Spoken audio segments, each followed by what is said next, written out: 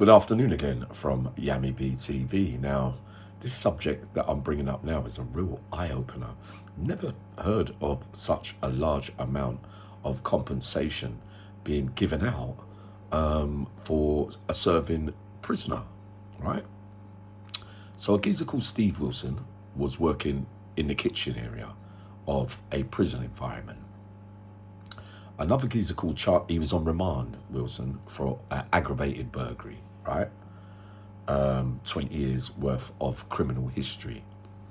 The other guy, Chandler, was 24 days into a life sentence for killing someone over Essex somewhere, right? It is alleged a couple of weeks before that, he told one of his supervising officers that he was having fantasies about stabbing people and maiming people and that kind of stuff. Allegedly, it's in the court papers, right?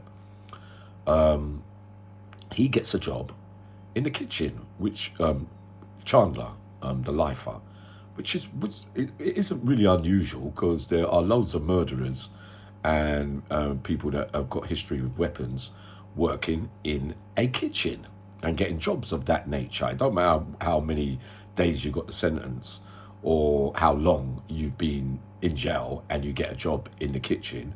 The history's there for all to see. But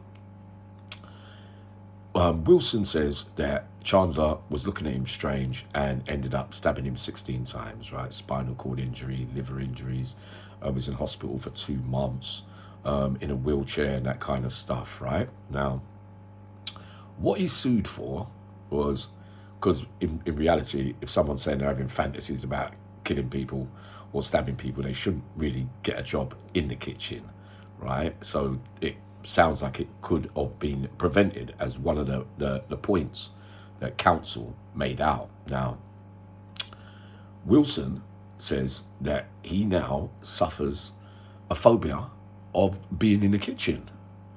My God.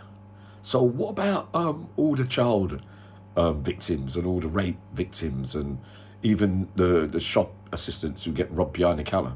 Don't you think they'll be suffering from phobias for the rest of their life for things of this kind of nature? But the only thing is they're not criminals, right?